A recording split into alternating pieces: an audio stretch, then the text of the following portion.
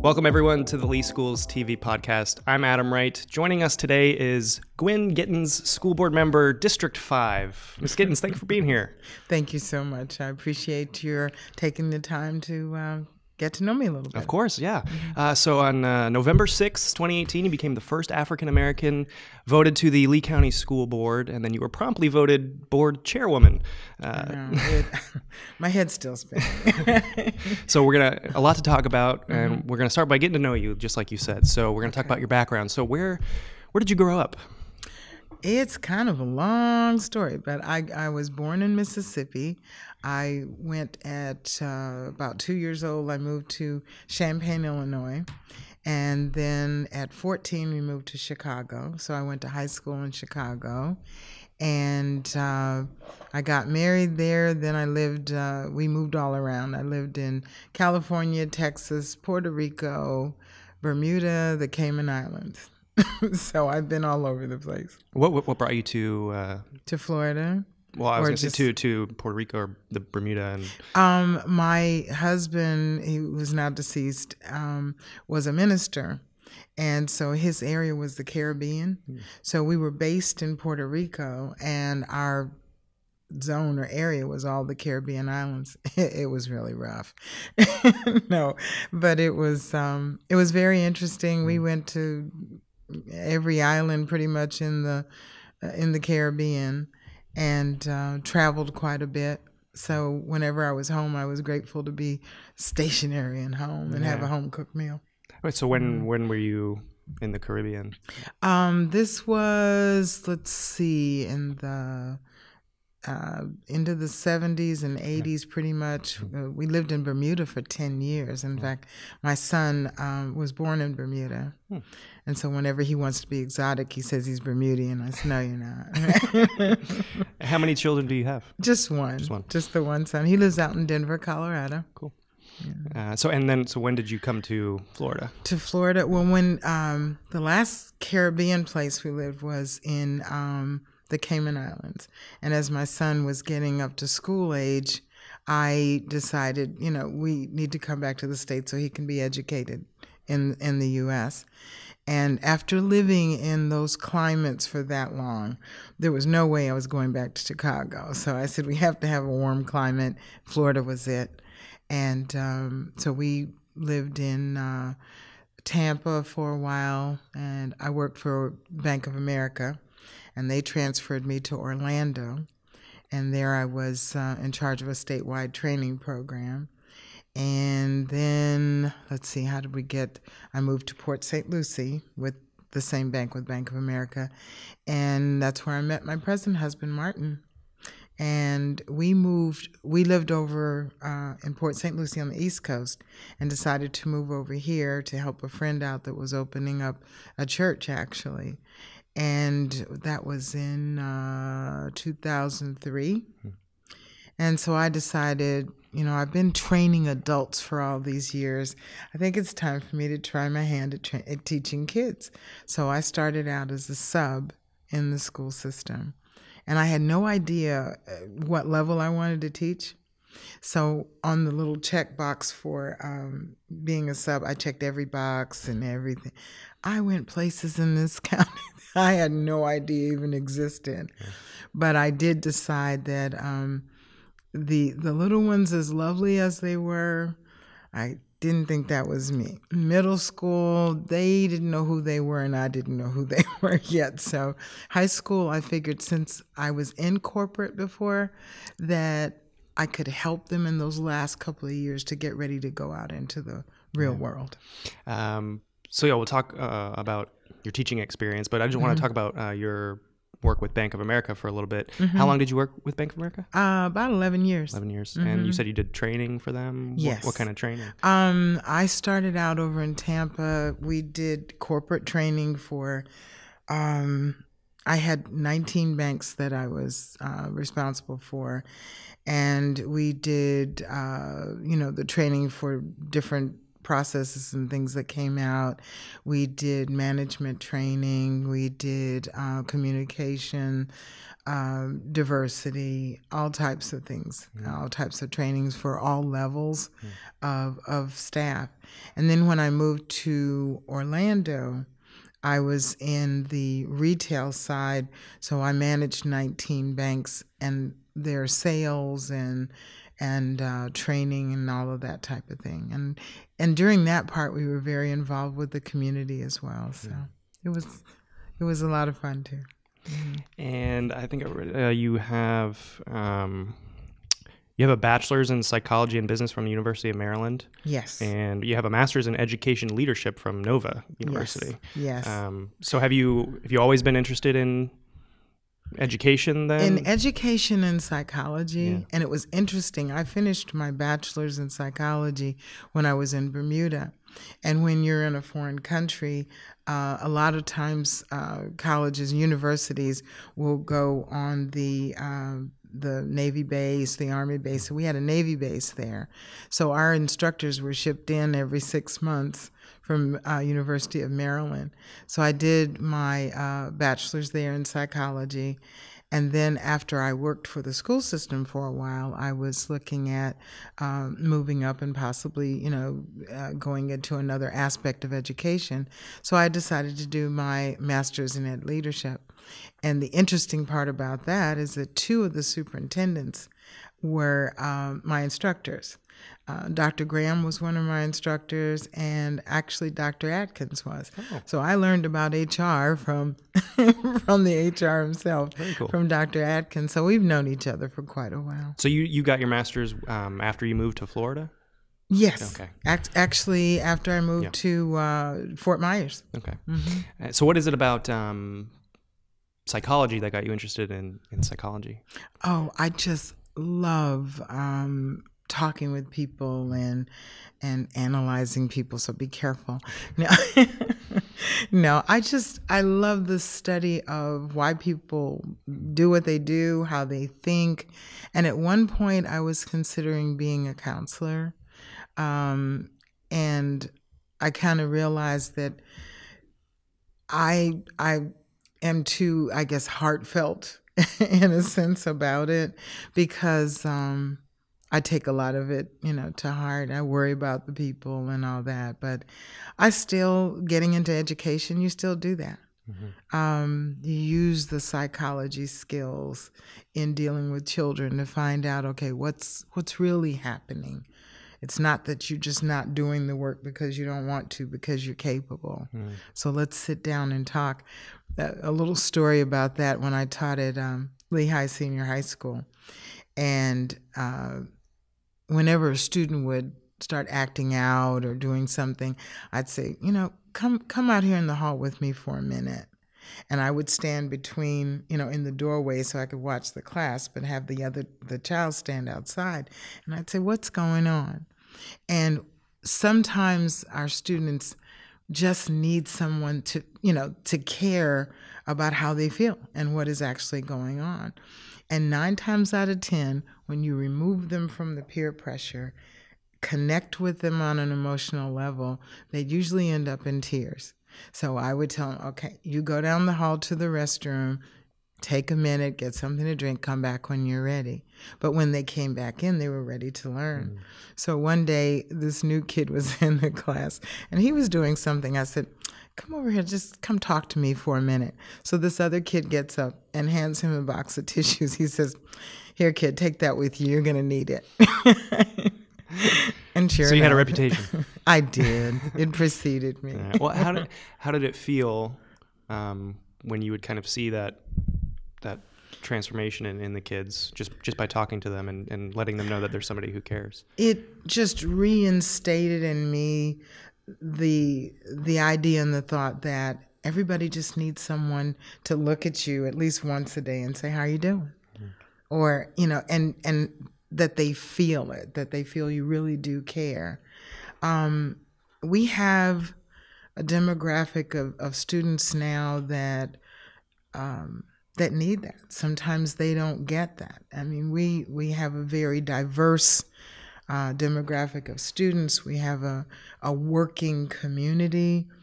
So we're not in the community that much of the gated where the mother may be home or the father may be home, and you walk in and there's cookies, bacon, and apple pie in the window. This is 2019 and that doesn't happen, and people are working 2 and 3 jobs and trying to just make ends meet. And so we teachers and educators have to fill in that gap for kids. Otherwise, sometimes they don't get it. I had a student one time, it was first period class, I was working at Island Coast. Every day he would fall asleep in class. And so, of course, I took him outside. I said, let's talk. What's going on? Well, he said there was, I forget how many people living in the house, and everybody had a responsibility. And his responsibility was the light bill. So when he left school, he went to the first job. He'd go home and sleep for a little bit. And then at about 2 or 3 o'clock, his dad would get him up and they'd do the paper route. And once the paper route was done, he'd sleep for about a half hour after that and then come to school. They'd drop him off at school. So I said, okay, we're going to make a deal. Your grades are good. I know that you understand what's going on. When you come in here and you feel like you really just can't keep your eyes open, just let me know and I'll let you come on the side over here. You can sit on the floor and, just close your eyes for a minute. And it worked for him. He was an excellent student. He was learning what he needed to, and his grades were good. And we all know, you get to the point where you're so sleepy, you just feel like it's torture. Yeah. And I just couldn't do that to him, knowing the background as to why. Yeah, I can't imagine going to a full day of school after waking up at 2 or 3 in the morning. 2 or 3 in the morning and throwing papers and then sleeping in the car for about a half hour. Some of the stories of what our students go through are just, they're awe-inspiring that they're still there. Yeah. That they still show up and they come. And the fact that he was, still maintaining good grades. Yes. Yeah. And loved it. I was teaching entrepreneurial class, and he was one of the top ones. He and his group created some item or whatever, and he just loved it. But he just mentally was too tired. So it says to me that we have to meet kids where they're at. I had a student one time that we had a project and they had to do a poster board. And I kept saying, when are you going to turn it in? When are you going to turn it? Oh, okay, I'll do it. I said to him, do you need the board? Because I'll give it to you. I gave him the board and some colored pencils. He still came back the next day with it not done. When I talked to him, you know why he didn't have it done? Because there was no area big enough where he lived to spread out a poster board and to work on. There was somebody either sleeping or eating or whatever in every inch of the house. So I just told him, come to school a little early or come during lunch and we'll work on it. So you've been it was 13 years that you were working was it a substitute the whole time? Oh, no. Okay. No, I worked for, I did subbing about a year. Oh, okay. And then, in fact, I was subbing at Lehigh Acres Middle when Pete Bohatch was the principal there. And I heard, when I was told that he was going to be transferred to Lehigh Senior. So I walked into his office one day. I said, Pete, you got to take me with you. And he said, well, I don't know if I have any more spots. I said, just take me with you. And I'll do subbing, I'll do whatever, because I want to get into high school. And I went over there as like a permanent sub. And about 6 months or so later, he hired me in a full-time position. And I loved teaching high school. I did business, I did entrepreneurial leadership. I was always the student government leader and all that type of thing. And I did Lehigh Senior, then Island Coast. Then at East, I was recruited by Mr. Davis, as he likes to say, voluntold, to head up the Avid program. So I started Avid over there. And then I decided I went to... I'm sorry, can you, just for people who don't know right. what Avid is? Yeah. That's right. Avid is Advancement via Individual Determination. And it's in a encapsulated form. It's like a college prep course in a sense. It talks about college and everything, but it also teaches you study skills and communication skills and all that. I think I read that you were quickly able to bring it from 0 to about 200 students. About 200 students when I left in like 2015, and then I started working part-time. I decided, okay, I'm just not going to do it full-time anymore, and started working as a sub. That lasted for about a year. And then Mr. Savage, who was at James Stevens, called me. He says, I need you to come help us out. I said, well, I'm not working more than 2 days a week. Well, that ended up to be full-time after about a year. And I said, the only way I'm going to stop is just to retire. So I retired totally back in 2016, I think. So were you there when part of that turnaround at James Stevens, where they went from yes, I think it was like a D to a B or it was something like that. Yes, I was there for part of that. I was heading up their computer F, labs. maybe an F to a B. An F to a B. Yeah, it was a big jump. Yeah, but it was an excellent team, and they still work very hard over there as well. How would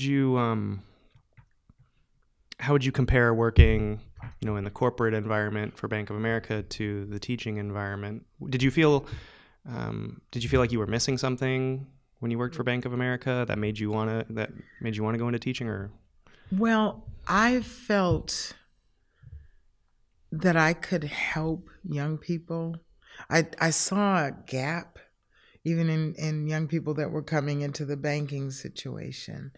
And what I was seeing too is that people were getting into jobs and like, oh, I want to do this, but a little while later it's like, oh, I don't like this. So I felt like if I could help them to prepare to come out into the working world and into corporate America, that type of thing. And I'd worked with adults for quite a while, so I said, let me see what I can do to help kids. And it's so rewarding working with young people. I mentioned in one of the meetings this week that there's nothing like a teacher getting a phone call or an email from a student they taught asking for a letter of reference so that they can be a teacher. It's like full circle. Yeah. So you said you've been all over the place: elementary, middle, high school. So you mentioned Lehigh Senior, Island Coast, Lehigh Acres Middle, James Stevens, Eastleigh. Eastleigh was my love, and kudos to them again for all that they're doing for our students out there. Yeah. So it's probably rare for a school board member to have that kind of experience at all three levels of education, right? And then when I was when I worked at Lehigh Senior, I did GED at night. So I kind of went the gamut from adult ed all the way down to kindergarten. Wow. So. And you preferred high school? I preferred high school, but when I went to James Stevens, it kind of rekindled my love for the little ones. Yeah. They are just, except for the first week if you're teaching computers, and they have to log in with this number as long as this. And the first day, I remember I had like 27 little first and kindergartners. And the first time they all got on at one time, I took a picture of the back of their heads. I'm like, we did it. But they're so it's a lot of fun working with them. Okay, so switching gears to when you decided to run for school board, was that something that you had been thinking about doing for a long time? I know that you've been coming to the meetings for a long time. What made you decide to run? And my faith. And here's why I say that. Because people had asked me before, why don't you run for school board? I don't want to do anything like that. And coming to the meetings, though, in the back of my head, I kept saying, oh, if I could just say this, or maybe they could try this. And so it was in the back of my head. But I was talking to some people one day about it and really thinking about it. And I woke up one morning and out of a dream, and in the dream I was sitting on the dais and there was a lighthouse going around. And I thought, okay, I guess maybe I should do this or give it a try. And within a week or so, I went down and signed up to run for office. Never been in politics before, and I don't know that I would recommend it to everyone. It's not for the faint of heart, but once I get into something, I'm in pretty much whole hog. So for 11, 12 months, I knocked on doors. I talked to people. My husband would not go to dinner with me because he knew if I said, oh, I'm going to the restroom, I'll be right back, that I was going to talk to everybody along the way. But it worked out because on election day, I was standing out waving signs, and this lady stopped in her car and she rolled her window down. She says, I just voted for you. Remember you talked to me at Perkins? That was going to be my next question. Like, what is, because I'm just curious, what is the process like in the months leading up to an election like that? Like the campaigning that involves it, what is it like? Well, it's what you make of it. Mm-hmm. If you really are in whole hog, then it's a lot of work. I ran a lot of my campaign on social media. So in the mornings when I would get up to go wave signs as people were dropping their students off, I had my phone in the car, and I'd go Facebook Live, and I'd say, okay, today we're going to such and such, and if you're there, make sure to wave at me and, you know, show me some love or whatever, and I'd wave and talk to parents and that type of thing, and I'd leave there, and if your car was parked outside in your driveway, I'm going to knock on your door. So I would just stop along the way and talk to people and let them know what some of the things that were going on and ask them how they felt about it. You know, what are your thoughts about this? It was amazing to me, though, the lack of knowledge of what was happening at the time we were doing the half-cent sales tax. Mm-hmm.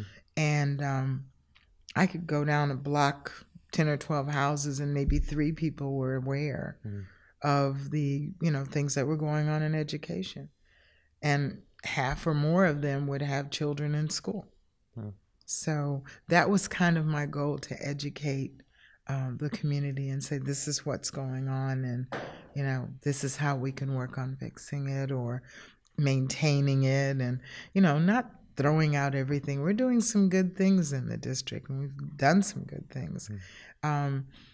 But it is 2019, so how can we look at making adjustments to fit everybody? Yeah. Ballpark, how many houses do you think you knocked on the door? Goodness. It was nothing to do like 50 a day. Wow. Because I would go out and sometimes in the morning, and then you kind of get the feel that during this time people are going to be home, but they're getting ready to go, so they really don't want to talk to you. So you got to get that sweet spot. I did a lot of door knocking when I was a reporter. See, trying to get then you people. understand what I mean. You got to get that sweet spot to where you know, they're not hungry or too tired or too hot. I would look for the houses that had cars with the driveways cars. Too. See, I'm telling you, it's a strategy. But you go out, and to me, that's the campaign, to talk to as many people as you can, because you don't want a bad sampling of an issue. A bad sampling is, you know, you talk to your family, you talk to your friends, they really don't like this, okay, or they love this. But if you talk to, I remember one day I was driving along, I'd stopped in a Circle K over on Orange Boulevard, and there's a trailer community over there. I said, you know, I haven't been in here. So I just pulled in.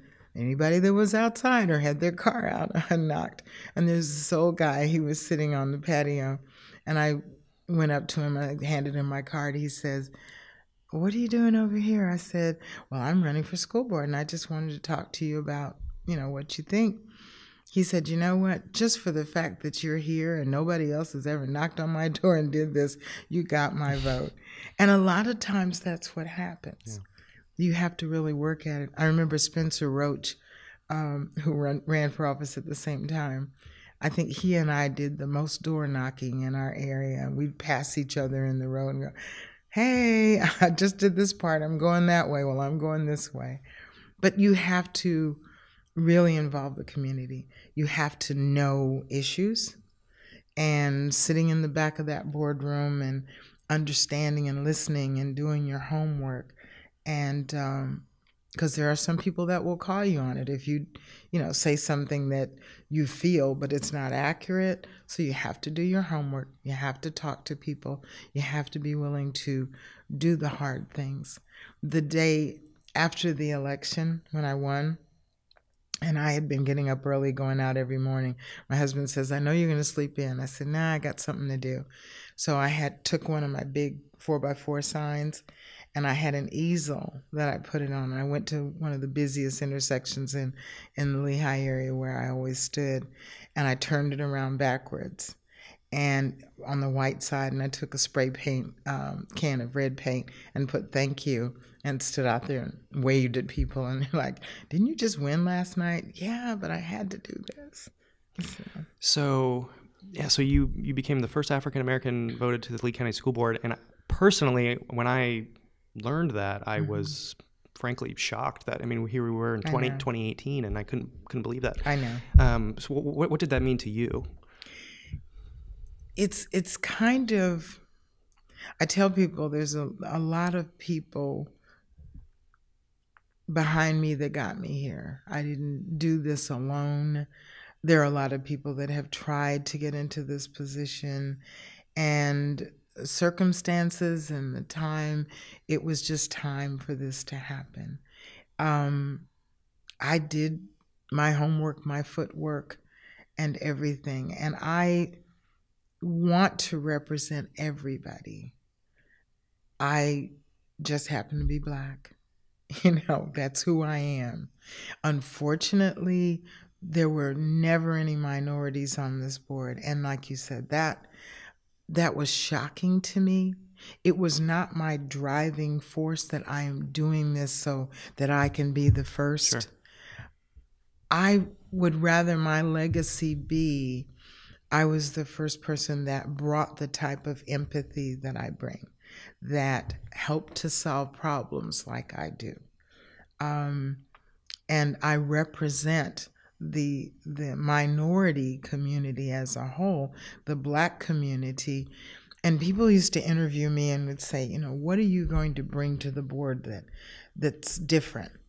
And my answer was always empathy, because I've been a teacher. I have been, I'm still a minority. I understand how it feels. And empathy is so different from sympathy.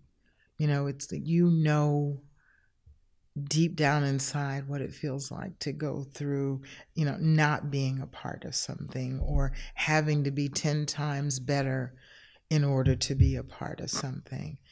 And there's just nothing like experience. And I look at minority students, and we talk about this all the time with the board as well. We need examples. We need them to, when I say there's a lot on my shoulders, when those little kids sit in the audience and look at me up on the podium, and to be able to say, one day I can do that, because see, there's someone that looks just like me. Yeah. So jumping off of that, what are your main goals, for this board, for this district, moving forward? What are some things that you'd like to see happen? I would like to see us, firstly, coming to the table and just like taking that box and dumping everything out on the table and saying, okay, what's working, what maybe we need to adjust, and just kind of thinking forward.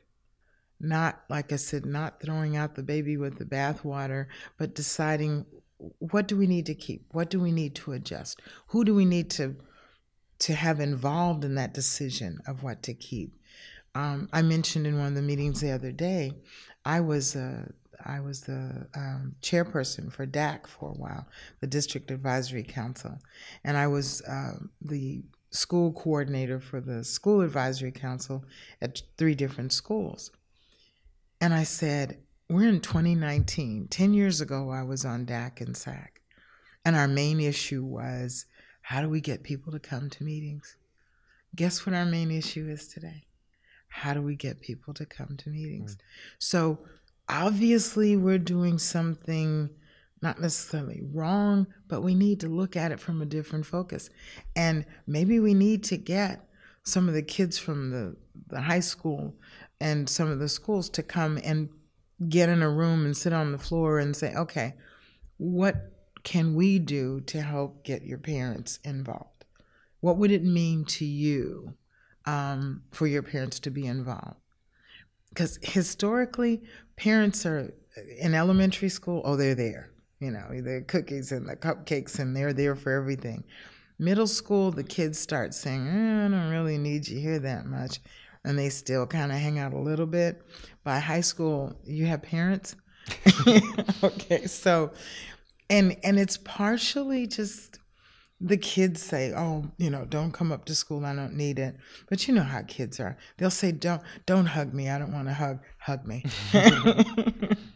Do you think maybe part of the reason for the low turnout at meetings is lack of interest, or maybe just, you know, people today are just so busy that they don't have time to come? It's dual. It's part of the busy. It's part of our demographics, and everybody's working, you know, even like our teachers working 2 and 3 jobs just to make ends meet.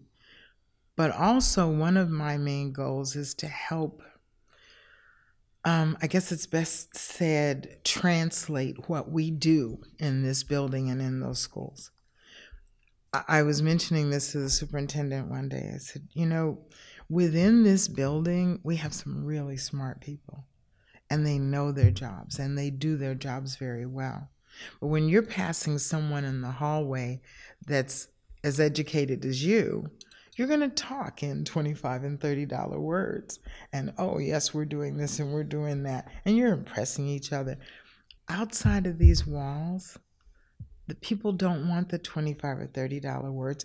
That's where the, what's the word for it? Being transparent. Transparency to a lot of the working people out there are, I don't understand you. Yeah. That's their definition of transparent. So we have to find a way, and as educators, that really shouldn't be too hard to, it's like differentiated education. You know, Johnny is not understanding this lesson the way I just taught it. So let me sit down and say, find a way to explain it to him so that he is successful.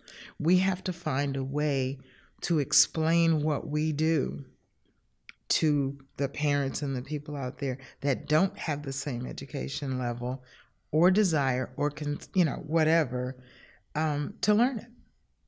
But we've got to make it important. Yeah. And I think the way to do that is through the kids. Yeah, I was going to follow up with, what do you think is the most effective way to do that? I think it's going to be through the kids more so. Adults tend to be talking heads, and, you know, we know our thing, and we get out there and, oh, you've got to come to the meetings, and doesn't mean a thing. But if your child comes to you and say, you know, if you go to this meeting with me, not only will I get extra credit, but you'll get to meet this teacher I was telling you about, and you get to see my project that's up on the wall, and it's important to me. And when your child looks at you and says it's important to me, you kind of try to make, you know, a way to do it. But if, for example, when I was on SAC at East Lee, and 90% of the kids at East Lee are bused in. So you have a SAC meeting for parents, where are they going to come from? We need to either bus them in, or we go where they are. If you're getting kids from this portion of the county and the school's way out here, something needs to be done. Jump out of the box. 10 years we've had the same issue. And to me, that's not okay. Is there anything else you'd like to talk about before we go to 5 questions? Oh, wow. I thought it was over. Basically, I just want to say I am in this to do what's best for children. I have a lighthouse that if you walk out there now, it sits at my desk. And the purpose of the lighthouse, when I was sworn in, I said, I will leave this on my desk for the 4 years that I'm here to remind me and hopefully those around me that everything you do and say, somebody is watching. Whether it's a child or an adult or somebody, we have a responsibility because we're affecting our community with what we say, what we do, how we act, our facial expressions. I have to be careful that somebody will say something, you can't do that. Yeah. Because someone is seeing that and saying, oh, there was something wrong with that. It may not be. I may have just hit my toe under the table. But I have circumvented something that's going on. So the main thing is to keep children first. I think visually, I think of like the spoke and a wheel, and the kids are in the middle. And everything you do and say needs to lead back to that. I asked the other day and in the meeting, about having pictures of kids up during parts of the meeting. So we're reminded all the time, it's not about me. Yeah. And by the way, I would be remiss if I didn't mention that if you can't make it to a school board meeting, we do live stream every board meeting and the briefing meetings as well on our YouTube channel. You go to YouTube, search Lee County Public Schools, subscribe to our channel if you can. And if you can't make it to the meeting, you can always watch it live as it's happening on our YouTube channel. Okay, so time for 5 questions. Okay. You got them ahead of time, right? 5, 4, 3, 2, 1. All right. Let's go. All right, so question number 1, what's your favorite book or who's your favorite author? I love Maya Angelou. I think my favorite is a toss-up between, though, I Know Why the Caged Bird Sings, and, goodness, I just lost the name of it. Boo Radley. You know who I'm talking about. I'll think of it in a second. I just lost it just like that. I'm spacing on it too. But anyway, it's, I look at the To Kill a Mockingbird. I knew I would think about it. To Kill a Mockingbird. I read it every now and then. I read that book every now and then because I look at some of the things that happened and I compare it to today. And amazingly, some of the same things happen. Yeah, still relevant. Yeah. Have you read Go Set a Watchman? The follow-up to it? Oh, I think I did a long time ago. Yeah, it came out of like 3 or 4 years ago. Yes. I know. I haven't read it yet, but it's been sitting on my shelf. Okay, what is your favorite movie? Ooh, that's hard, but because then I'm going to tell you how old I am. I'll do it current. The Green Book. Oh, yeah. My goodness, that was so... Yeah, Emily just saw it recently. Oh, it was so good. I've been meaning to go see it. And it's one of those, like To Kill a Mockingbird, takes you back. Yeah. And between that and, I think that one and Fences, I went to see Fences, the play Fences at the arcade. Oh, to see that, and especially being African American, it's so real. Yeah. The things that... they're saying, oh, my mother said that to me. So those two movies are really good. Yeah, Denzel is one of my favorite actors. Oh, we won't go there. My husband gets jealous. No, I'm just kidding. Okay, who's your favorite singer, musical group? Or you can say favorite song. My favorite song is You've Got a Friend. Yeah. Always has been. What's his name? There's several versions of it, but my favorite singer is Carole King. Yeah. And her Tapestry album, and yes, I know the whole album. And I won't say when it came out, but I used to put that on. I could sing the whole thing without even playing the album, even the beats in between. There's just so much feeling in it. But You've Got a Friend has always been one of my favorites. The Universal songs, I just love it. Okay, so growing up, what was your favorite subject in school? Not math. Okay. I think English and reading, only because you could get away from where you were. I'll never forget someone gave me a Nancy Drew series. And I've tried that on kids, even, myself.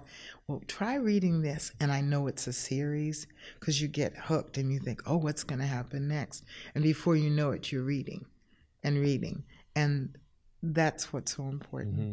Yeah, that's what like Harry Potter did for a generation of kids too. Oh, yeah. But I used to think, the Harry Potter books that thick. Yeah, Nancy Drew's. Nancy Drew, it's thick, but it's not that bad. But Harry Potter, woo. Okay, last question. Okay. If you could have dinner or conversation with anyone living or dead, I know it's kind of a cliche question, but I like to hear people's answers. Who would it be? I know. In the position that I'm in right now, it would probably be the Obamas, Barack and Michelle. Because there is a parallel to being the first anything. Mm-hmm. Yeah. And someone that has done that and been through it understands the complexity of it and how going in, you're not going to make all the people happy all the time. And this group is going to be upset and this group is going to be happy that you did and said what you did. And reaching that balance, walking out of it in 4 years unscathed, and still being Gwyn Gittens. All right. Seems like a nice place to end it. Thank you. Gwyn Gittens, thank you so much for taking the time to be here. I really enjoyed the conversation. Thank you so much. Right. And thank you for watching and listening. We'll see you next time.